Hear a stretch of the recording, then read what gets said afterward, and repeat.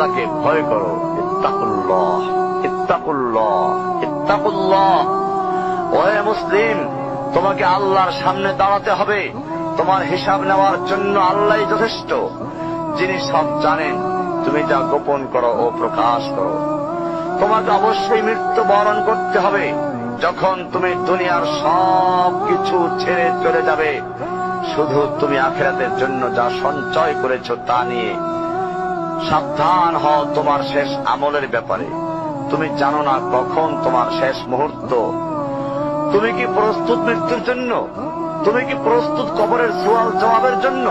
তুমি কি প্রস্তুত ভয়াবহ কিয়ামতের জন্য, হাসরের ময়দানের জন্য, হিসাব নিকাশের জন্য, আল্লাহকে জবাব দেওয়ার জন্য, মিজানের জন্য?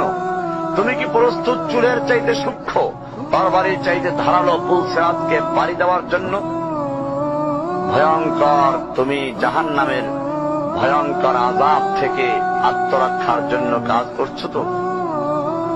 যার ইন্ধন মানুষ এবং পাথর, যার আগুন ভয়ঙ্কর উত্তাপ সম্পন্ন কালো বর্ণের, যা হৃদয় পর্যন্ত জ্বালিয়ে দেবে, এমন উত্তপ্ত পানি যা নাড়ি ভুঁড়িকে বের করে দিবে।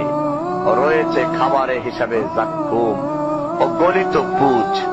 জাহান্নাম অসম্ভব গভীর, ভয়াল জায়গা, কঠোর হৃদয় ফেরেশতারা নিযুক্ত, যেখানে শাস্তির মাত্রা বৃদ্ধির জন্য শরীরকে অনেক বড় করে দেওয়া হবে। চামড়াগুলো জ্বলে যাবে, বের হতে চাইবে, বের হতে পারবে না। মৃত্যুকে ডাকবে, মৃত্যু আসবে না। ভয়ঙ্কর শাস্তি যা অনন্তকাল ব্যাপী চলতে থাকবে।